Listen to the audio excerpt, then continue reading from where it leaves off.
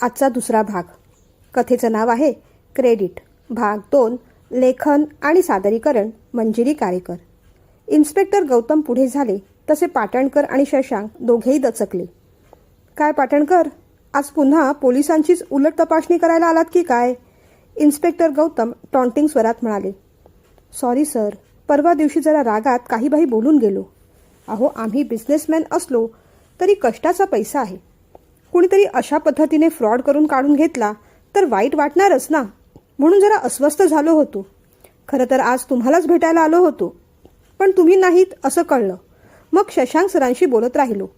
त्यांनी इकडच्या तिकडच्या गप्पा मारून टेन्शन अगदी रिलीज करून टाकलं माझं.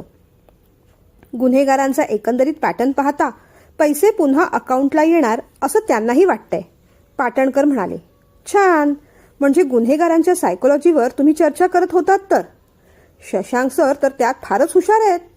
सुट्टी घेऊन ते अशाच पद्धतीचं वर्क फ्रॉम होम करत असतात, नाही का शशांक साहेब? गौतमने असं म्हटल्यावर शशांकने मान खाली घातली. आता लग्न होईपर्यंत यांचे हे टॉन्ट असेच ऐकून घ्यावे लागणार. मनातल्या मनात तो उद्गारला. रागावू नका साहेब, खरंच सॉरी, त्या दिवशी फार चुकीचं बोलून गेलो. शेवटी काय, पैसा सगळ्यांसाठीच महत्त्वाचा असतो, पण आपलं कर्म काय हे सुद्धा विसरून चालत नाही ना. आता जे झालं ते झालं, त्याच्यावर कुणाचाच कंट्रोल नव्हता. नशिबाने पैसे आले तर ठीक, नाहीतर गंगार्पणमस्तु असं म्हणून पुढे जायचं.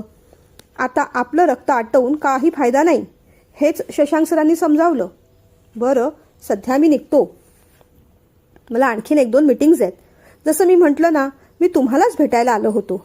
खरं तर तुम्हाला सॉरी म्हणायला आलो होतो. पोलीस डिपार्टमेंटवर माझा पूर्ण विश्वास आहे.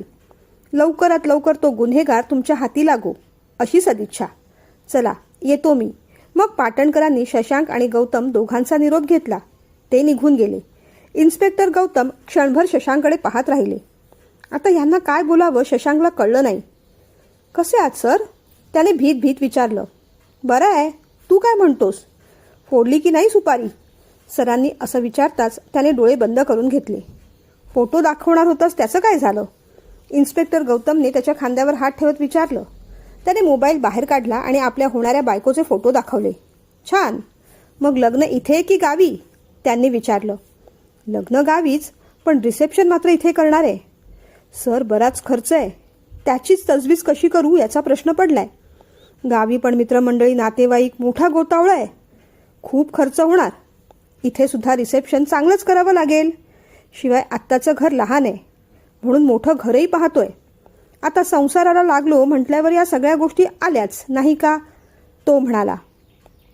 हो ना, पण पैसा हा कष्टाचाच हवा, चुकीच्या मार्गाने कमवलेला नाही.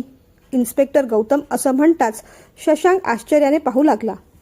हो सर, मला सुद्धा पैसा, स्टेटस सगळं हवंय, पण चांगल्याच मार्गाने.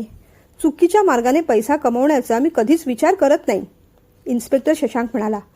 ते अजून ठरायचंय. चल, तुझ्याशी खूप काही बोलायचंय मला. इन्स्पेक्टर गौतम म्हणाले.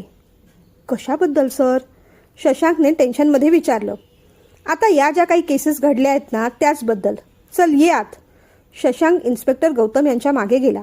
इन्स्पेक्टर गौतम डायरेक्ट आतल्या केबिनमध्येच गेले. त्यांच्या केबिनमध्ये जाऊन ते शांत बसले. घे, पाणी घे. बोलून बोलून तुझा घसा सुकला असेल नाही? पाण्याचा ग्लास पुढे धरत इन्स्पेक्टर गौतम म्हणाले. नको सर, मी ठीक आहे. शशांकचं टेन्शन आता वाढू लागलं होतं. मला सांग, या ज्या काही डिजिटल फ्रॉड केसेस होत आहेत त्याच्याबद्दल तुझं काय मत आहे? इन्स्पेक्टर गौतमने विचारलं. सर, मला वाटतं हे सगळं करणारा व्यक्ती अतिशय हुशार असला पाहिजे. त्याला डिजिटल हॅकिंगचं नॉलेज असलंच पाहिजे. पण कमालीची गोष्ट अशी आहे की सर, हे सगळं आपल्याच संपर्कात असलेल्या लोकांबरोबर होतंय. आपल्या म्हणजे तुमच्या, माझ्या आणि अभयच्या. आता अभय असं काही करू शकेल असं मला पर्सनली वाटत नाही. अगदीच साधा भोळा मुलगा आहे तो.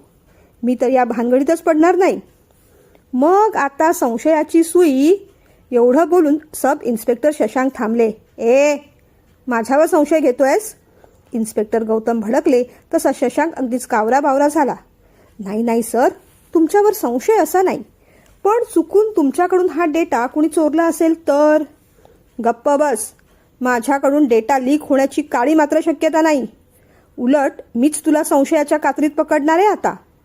मला सांग, सुट्टी घेऊन तू हेच करत होतास ना? मी आधीचा रेकॉर्डसुद्धा चेक केलाय. याआधी जेव्हा दुसरी केस घडली होती तेव्हा सुद्धा तू सुट्टीवरच होतास. आता म्हणू नकोस सर हा निव्वळ योगायोग होता म्हणून. नाही सर, आता त्या गुन्हेगाराला आम्ही करत असलेल्या कांदे पोह्यांची वेळ निवडायची होती. त्याला मी तरी काय करणार? डोक्याला हात लावत सब इन्स्पेक्टर शशांक म्हणाले. म्हणजे? अहो म्हणजे पहिल्या वेळेस कांदे पोह्यांचा कार्यक्रम होता ना, तेव्हा मी सुट्टी घेतली होती आणि तेव्हा हे घडलं होतं. आता याला योगायोग म्हणायचा की दुर्भाग्य? हे मी काय बोलू? सब इन्स्पेक्टर शशांक म्हणाले. हे बघ शशांक, का कुणास ठाऊक मला असं वाटतंय की या सगळ्यात ना तुझाच हात आहे.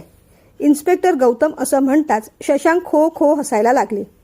सर, ओव्हरटाईमसाठी तुम्ही पोलीस स्टेशनला थांबलात ना की फार फार विनोदी बोलता. अहो हे सगळं करायची धमक आणि अक्कल माझ्यात असली असती तर डायरेक्ट मी इन्स्पेक्टर किंवा डिटेक्टिव्ह झालो असतो ना. सब इन्स्पेक्टरसुद्धा खूप कष्टाने झालो आहे.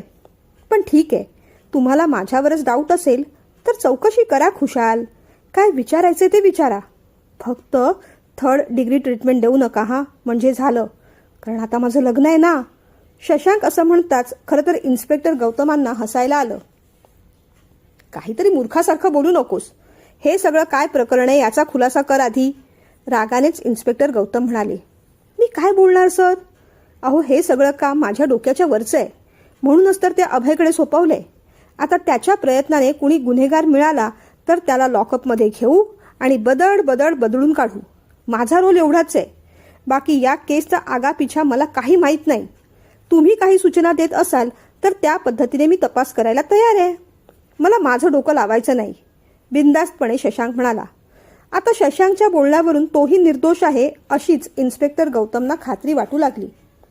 पण मग नक्की गुन्हेगार कोण? काहीच कळत नाहीये. काय प्रकार आहे हा? इन्स्पेक्टर गौतम आता अधिकच काळजीत पडले. सर, तुमची काळजी तुमच्या चेहऱ्यावर दिसतेय. पण खरं सांगू, तुम्ही जितका स्ट्रेस घेणार ना तितकी केस सोडवायला डिले करणार. मग आपण काय करायला हवं? इन्स्पेक्टर गौतमने विचारलं. आपण फक्त निरीक्षण करत राहू. या 3-4 दिवसात ते पैसे पुन्हा पाटणकर यांच्या अकाउंटमध्ये येणारच. आपण तेव्हा ईमेल हॅक करू. मला वाटतं आपल्या तिघांची दिशा एकच असल्यामुळे कदाचित ती चुकतेय. यात आपण दुसऱ्या कुणाची मदत घेतली तर? शशांकने असं विचारताच गौतम त्याच्याकडे पाहत राहिले. म्हणजे तुला काय म्हणायचंय?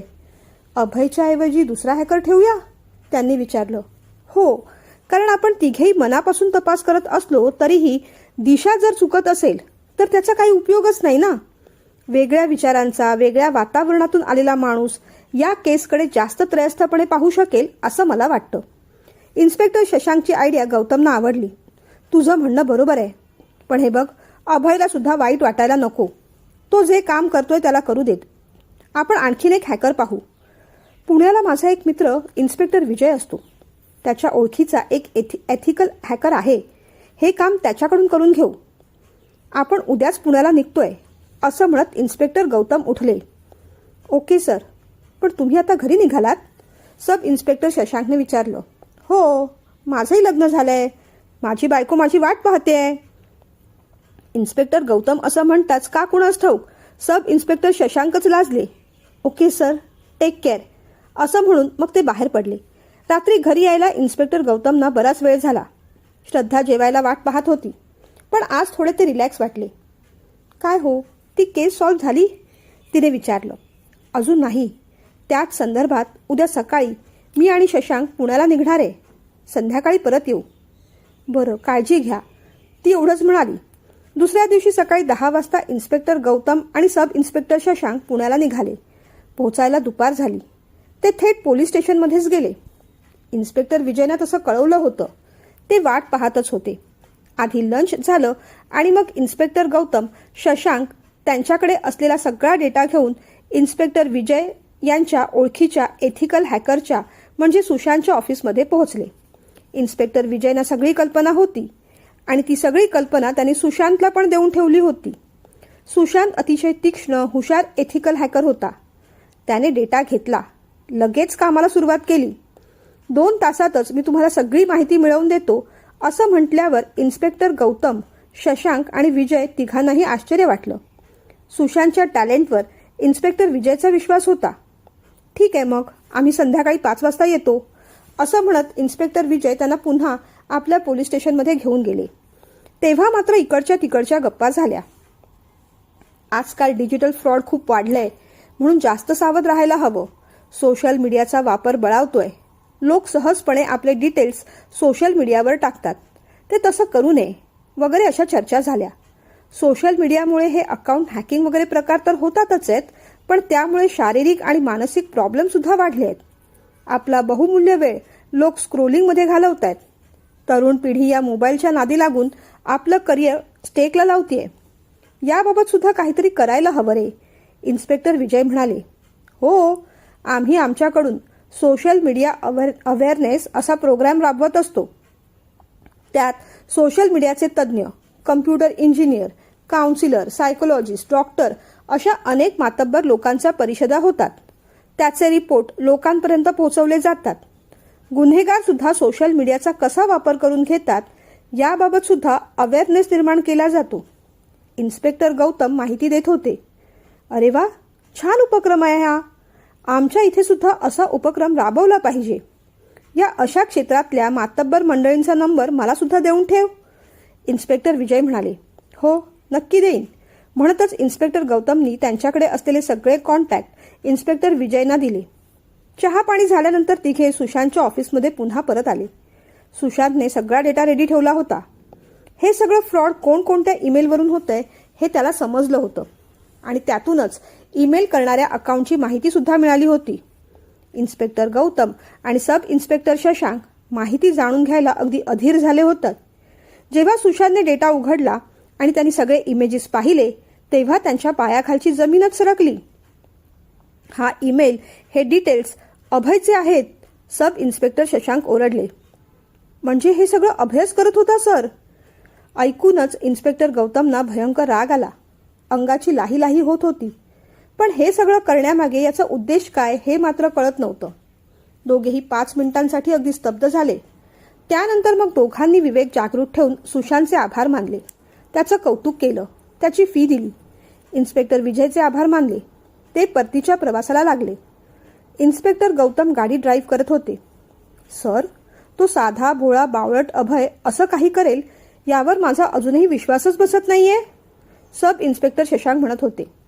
ते झालंच, पण त्याहून चिंतेचा विषय असा आहे की हे सगळं तो का करतोय. पैशासाठी तर निश्चितच नाही. त्याला कुणाचा बदलाही घ्यायचा नाही. मग तिसरी पॉसिबिलिटी काय, इन्स्पेक्टर गौतमने विचारलं. लोकांच्या भावनांशी खेळण्यात कदाचित त्याला मजा येत असावी, इन्स्पेक्टर शशांक बोलून गेले. मलाही तेच वाटतंय. त्याने हा जो काही लपवाछपीचा खेळ चालवलेला आहे तो लवकरच उघडकीला यायला हवा. म्हणजे तो आलाच आहे. पण तू पाहिलंस ना शशांक, त्याने हे जे काही कांड केले आहेत त्या सगळ्याचे टायमिंग्स रात्रीचे 11, 12, 1, 1:30 असेच आहेत. म्हणजे दिवसभर हा साळसुदासारखा वागतो आणि रात्री याच्यातला गुन्हेगार जागा होतो. इन्स्पेक्टर शशांक आता त्वेषाने बोलत होते. हो सर, आता त्याला लॉकअपमध्ये घेऊया आणि बदड बदड बदलूया. शशांकच्या अंगात पण अगदी जोर आला. त्याच्या व्यतिरिक्त तुला काही सुचतं का रे शशांक, रागाने इन्स्पेक्टर गौतम म्हणाले. तसा शशांक थोडा शांत झाला. पण मग आता काय करायचंय सर. पण खरं सांगू, एका गोष्टीचं बरं वाटतं. ही केस सॉल्व्ह झाली. आता तुम्हाला आणि मला सुद्धा याचं क्रेडिट मिळणार. क्रेडिटचं एवढं काही नाही रे. आता पुढे काय करायचं याचा विचार करावा लागेल. आता आपण आधी त्याच्या घरी जाऊया. यावेळेस तो असंच काहीतरी करत असणार. त्याला आपण पुराव्यानिशी पकडू शकू, इन्स्पेक्टर गौतम रागाने म्हणाले. सर, एवढ्या रात्री जायचं, मला खूप थकायला झालंय. तोच इन्स्पेक्टर गौतमांनी शशांककडे रागाने पाहिलं. सब इन्स्पेक्टर शशांक थोडे घाबरले. थकायला झालं म्हणून काय झालं सर, ड्युटी महत्वाची नाही का, पुन्हा ताठ होत शशांक म्हणाले. मग इन्स्पेक्टर गौतम काही बोलले नाहीत. त्याने गाडी साकीनाक्याच्या अरुंद गल्लीत वळवली. अगदी बाजूबाजूला असलेली घरं. त्यांनी गाडी बाहेर पार्क केली. दोघेही उतरले. पोलिसांचा युनिफॉर्म नव्हता, त्यामुळे आजूबाजूच्या लोकांनी त्यांना काही ओळखलं नाही. घराच्या बाहेर येताच इन्स्पेक्टर गौतमनी आपला हात रिव्हॉल्व्हरवर ठेवला. आता ते अभयला भेटायला जाणार नव्हते, गुन्हेगार अभयला भेटायला जाणार होते. त्याची काय रिॲक्शन असेल तो कशा प्रकारे हल्ला करेल याची कल्पना येत नव्हती. त्यांनी दरवाजा ठोठावला. आतूनच आवाज आला, कोण आहे? आवाज तर अभयचा होता, पण टोन मात्र वेगळा होता. इन्स्पेक्टर गौतम आणि सब इन्स्पेक्टर शशांक एकमेकांकडे क्षणभर पाहत राहिले. पुढे काय करायचं ते इन्स्पेक्टर गौतम यांनी सांगितलं होतं. पार्सल आहे. इन्स्पेक्टर शशांक आवाज बदलून म्हणाले. पार्सल आहे? पण मी काहीच मागवलेलं नाही. आतून तसाच घोगरा आवाज आला. तुमच्याच नावाचं आहे. अरे काय कटकट आहे, असं म्हणून आतून दरवाजा उघडला गेला आणि चटकन शशांक आणि गौतम आत शिरले. अभय थोडासा घाबरला. यावेळेस तुमचं इथे काय काम? अगदी बेदरकारपणे त्याने विचारलं. विचारायला तुला लाज वाटत नाही? इन्स्पेक्टरांनी विचारलं. का? मी काय केलंय? अभयने उलट विचारलं.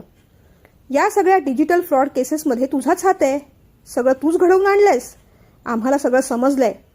त्याला मागे ढकलत इन्स्पेक्टर गौतम म्हणाले. समजलं ना, मग बरं झालं. तसाही कोणताच गुन्हा लपत नाही. प्रत्येक गुन्ह्याला अंत हा असतोच आणि गुन्हेगाराला शिक्षा. त्याच्या एवढ्या रफ आणि बेदरकार बोलण्याचं त्या दोघांना आश्चर्य वाटत होतं. कुठे तो भेदरलेला अभय आणि कुठे हा गुन्हेगारासारखं बेदरकारपणे बोलणारा अभय. अभय, आम्ही तुझ्यावर विश्वास ठेवला आणि तू असं वागलास? त्याची कॉलर पकडत इन्स्पेक्टर गौतम बोलू लागले. ए, हात काढ. मी कोणी अभय वगैरे नाही. माझं नाव सारंग आहे. या गुन्हेगारी जगतातला मी एक डॉन आहे. आता मात्र दोघे चांगलेच हादरले. सब इन्स्पेक्टर शशांकचं तो बसलेल्या टेबलाकडे लक्ष गेलं. समोर ॲश ट्रे होता, सिगारेटचं पाकिट होतं, वाईनची बॉटल होती. ते सगळं पाहून दोघेही चांगलेच चक्रावले. इन्स्पेक्टर गौतमचा राग आता अनावर झाला. त्याने सणसणी त्याच्या एक मुस्काटीत ठेवून दिली. अभय मागे धडपडला, पण तोही चेतावला. त्यानेही पुढे येऊन इन्स्पेक्टर गौतमांचा हात धरला. त्याच्यात तेवढी ताकद नव्हती. इन्स्पेक्टर गौतमांनी त्याला पुन्हा एकदा जोरदार फटका देऊन खाली पाडलं. सब इन्स्पेक्टर शशांकने त्याला मागून पकडलं आणि त्याच्या डोक्यावरच बंदूक रोखली. मग कुठे तो शांत झाला. कोण आहेस तू? अभय की सारंग? नक्की ओळख काय? आणि काय चाललंय तुझं?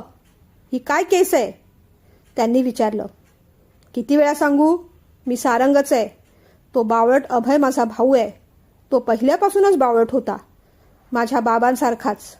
म्हणूनच तर त्या पिळणकरने माझ्या बाबांना फसवलं. त्यांचा चुकीच्या कामासाठी वापर करून घेतला आणि आमच्या समोरच त्यांना ठार मारून टाकलं. त्याचा सगळा डेटा प्रूफ त्याच्या कम्प्युटरमध्ये होता. तो मिळाला असता तर त्याला शिक्षा झालीही असती. पण सगळेच एकमेकांना मिळालेले होते. डेटा सराईतपणे डिलीट करून टाकला. तेव्हाच मी ठरवलं, चांगल्या मार्गाने न्याय मिळत नाही ना, मग आपण डिजिटल हॅकिंग शिकून घ्यायचं आणि अशा पैशाचा माज असलेल्या लोकांना जेरीस आणायचं, त्यांना घाबरवायचं. त्यांची भीती पाहून मला आनंद मिळतो, असं म्हणून तो विकृतपणे हसला आणि बोलता बोलता त्याला दम लागला. 1 मिनिट, मला चक्कर येते, असं म्हणत तो पुढे झाला. त्याने ड्रॉवरमधली कसलीशी गोळी काढली आणि पटकनच वाईनसोबत गिळली. ते दोघे पाहतच राहिले. सब इन्स्पेक्टर शशांक अडवायला गेला, पण तोपर्यंत गोळी घेऊन तो मोकळा झाला होता. काही वेळ तो असंबंध बडबडत राहिला. याला लगेचच आपण हॉस्पिटलमध्ये न्यायला हवं. डॉक्टर मानेंना फोन कर.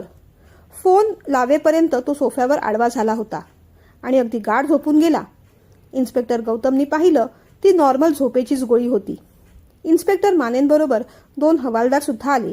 त्याला उचलूनच हॉस्पिटलमध्ये नेलं आणि मग त्याच्यावर ट्रीटमेंट सुरू झाली. पण त्यानंतर जे रिपोर्ट आले ते धक्कादायक होते. बरोबर 2 दिवसांनी डॉक्टर माने डॉक्टर शरयू यांच्याबरोबर पोलीस स्टेशनमध्ये आले. इन्स्पेक्टर आणि सब इन्स्पेक्टर शशांक आतमध्ये केबिनमध्येच होते. तुम्ही बसा ना, इन्स्पेक्टर म्हणाले.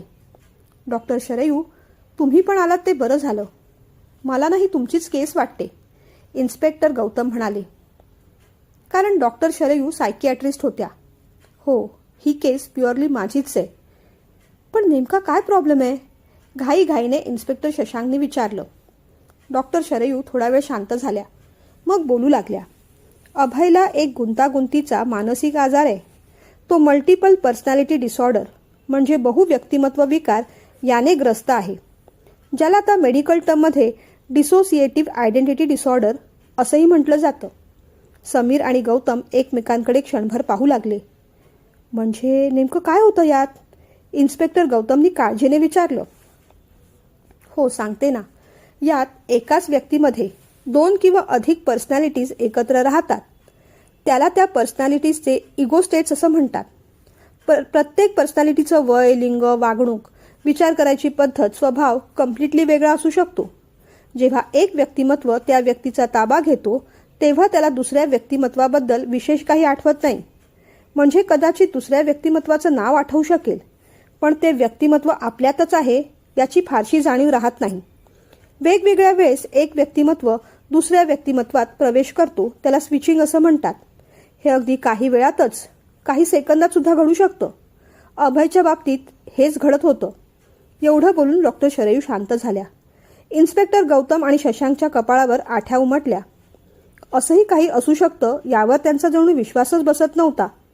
अभयबद्दल त्यांना आता वाईट वाटू लागलं होतं. त्याची काळजी वाटत होती. इन्स्पेक्टर गौतम तर आतूनच हादरले होते. पण डॉक्टर, हे असं का होतं? आणि यावर काहीतरी उपाय असेलच ना? त्यांनी काळजीने विचारलं. हे असं होतं कारण बालपणी एखादा मोठा ट्रॉमा एखाद्या व्यक्तीच्या आयुष्यात घडतो. त्याचे पडसाद अशा प्रकारे उमटतात. याच्यावर ट्रीटमेंट आहे, पण ती प्रत्येक व्यक्तीला तेवढ्याच इंटेन्सिटीने बाहेर काढू शकेल की नाही याची काही गॅरंटी देता येत नाही. कारण प्रत्येक व्यक्ती वेगळी असते, तिच्या गरजा वेगळ्या असतात. निश्चितच हा आजार फक्त औषधाने ठीक होणारा नाही.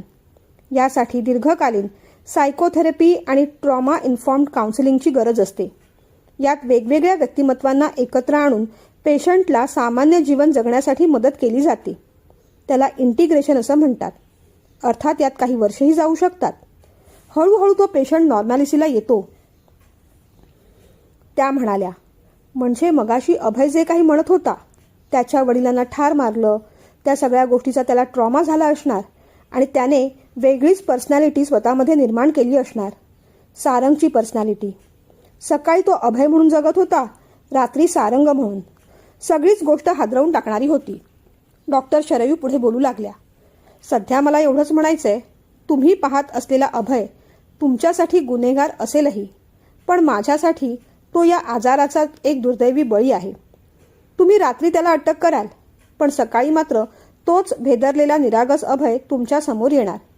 तुम्ही सारंगला शिक्षा देऊ शकाल, पण ती शिक्षा निष्पाप अभय सुद्धा भोगणार, जो पापभिरू आहे, भित्रा आहे, ज्याने कधी कुणाचा 1 रुपया सुद्धा चोरलेला नाही. कुणाला इजा पोचवण्याचा विचार सुद्धा तो करू शकत नाही. खरं सांगू, मला वाटतं त्याने केलेला गुन्हा तेवढा मोठाही नाही. कोर्टात सुद्धा त्याच्या मानसिक स्थितीमुळे तो फार काही सिद्ध होणारच नाही. आता माणुसकी म्हणून त्याला या परिस्थितीतून बाहेर काढायला आपण मदत केली पाहिजे. ऐकूनच इन्स्पेक्टर गौतम अगदीच गंभीर झाले होते. एकाच व्यक्तीत सामावणारे 2 जग आणि परमेश्वरी न्यायालयाची ही गुंतागुंत त्यांनाही आश्चर्यचकित आणि थक्क करून सोडणारी होती.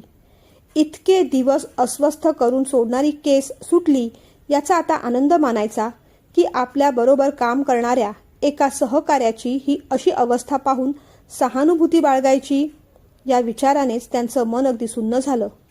केस सॉल्व्ह केली म्हणून त्यांना आता कोणतंच कौतुक किंवा क्रेडिट नको होतं. जमलंच तर या बिचाऱ्या अभयला पुन्हा नॉर्मल होण्यासाठी आपल्याकडून जे काही करता येणं शक्य आहे ते सगळं त्यांना करायचं होतं. त्याबद्दलच ते विचार करत राहिले.